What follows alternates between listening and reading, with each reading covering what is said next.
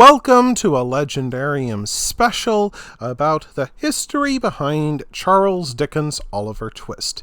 In this episode, we will talk about the horrors described in Charles Dickens' classic novel and how the real-life evils which inspired them often proved far worse.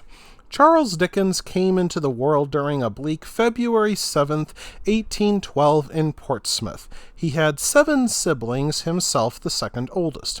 His father worked as a naval clerk and his mother as a teacher.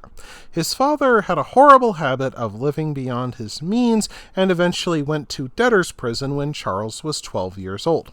The adolescent boy had to leave school to work at a factory along the dirty, smelly Thames River, earning 6 shillings a week.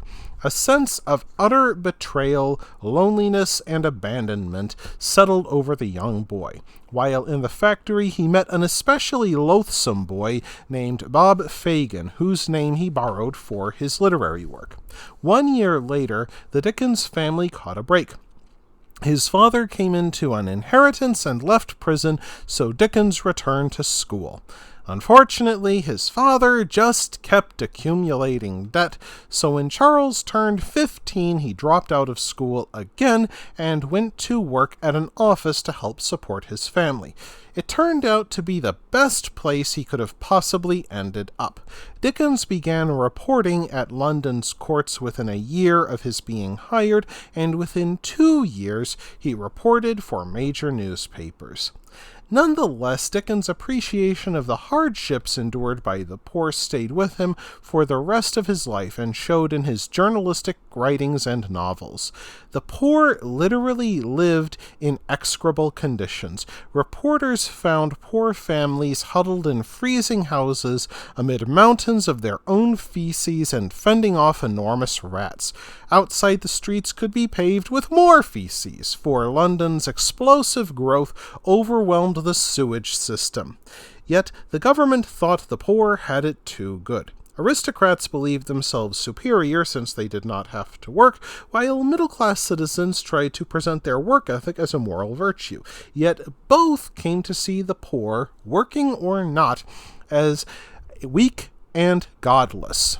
Dickens began writing Oliver Twist after the adoption of the Poor Law of 1834, which ended payments to the able-bodied poor unless they entered the dreaded workhouses, where they would be worked into upright Christians. This law also replaced old parish poorhouses and almshouses, where the poor could expect to receive a new pair of shoes or a new set of clothes, with the cruel workhouses. The Victorian era became notorious for employing young children in factories, mines, and as chimney sweeps. Working-class families expected children to contribute to the family budget, and orphans had it worse. The authorities rounded up, collected, and stuffed orphans into the workhouses, which fed them, clothed them, and put a roof over their heads, but they worked from dawn to dusk without pay, even children as young as 4 during grueling 16-hour shifts. Generally, most of the workhouse children died before they reached the age of 25.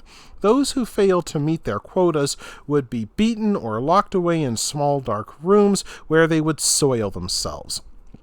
Dickens intended for Oliver Twist, published in monthly installments between February 1837 and April 1839 in Bentley's Miscellany, to show the treatment of children raised in the workhouse system. In the book, Oliver is raised on a baby farm, where women received pay for nursing orphaned children found on the streets or in the workhouses. This led to horrific crimes where some women neglected babies after receiving payments. One infamous woman, the so-called angel maker Amelia Dyer, began strangling infants once she received them and took the money. She murdered dozens of babies in this way before the authorities finally figured out what she did and sent her to meet the devil. Later, Dickens showed the workhouse boys neglected, ill-treated, and suffering hunger so bad that one child threatened to eat one of the others if he is not better fed. In the novel, Oliver asks for more food only because the other hungry boys had to cast lots to decide who would ask for more, and he drew the short straw.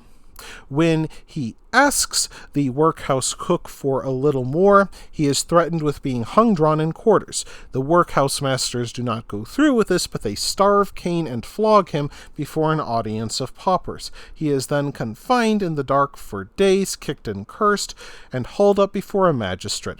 Finally, he is sent to work for an undertaker and his family, who feed him animal scraps, taunt him, and force him to sleep with coffins. Small wonder that Oliver Twist flees this life to the London underworld, a realm of thieves and vice peddlers, where grown men lay about in the street drunk. Hard times breed hard men, like the thief trainer Fagin in Oliver Twist. Most real-life London thieves proved far worse than the pickpockets that Dickens portrayed.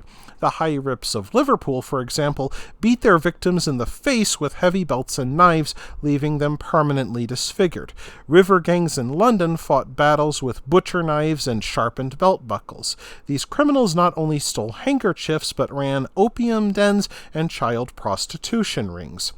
Oliver Twist became very popular when first published, partly because of its scandalous subject matter. It depicted crime and murder without holding back, leading some to call it a Newgate novel, after Newgate Prison in London. While critics declared such novels immoral, the public loved them. Charles Dickens himself quipped, "The English are, as far as I know, the hardest worked people on whom the sun shines. Be content if in their wretched intervals of leisure they read for amusement and do no worse." Since Dickens published the novel serially, the anticipation of waiting for the next installment and its many cliffhangers likely contributed to its popularity. The success of Oliver Twist helped to fuel a new wave of laws regulating the workhouses. They required that the workhouse doctors serve not only the residents, but the community around them.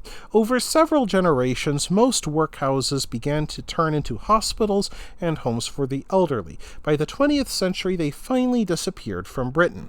To this day, Oliver Twist is enjoyed by many for its social awareness and exciting plotline. It has been adapted into a musical and for films several times, in 1948 by David Lean and in 2005 by Roman Polanski. That wraps things up for this episode of The Legendarium. I hope you enjoyed it. If you did, press like. If you want to see more, press subscribe. And if you've got anything to say, let me know in the comments section. Thanks again for joining me, and I hope that you have a great rest of the day.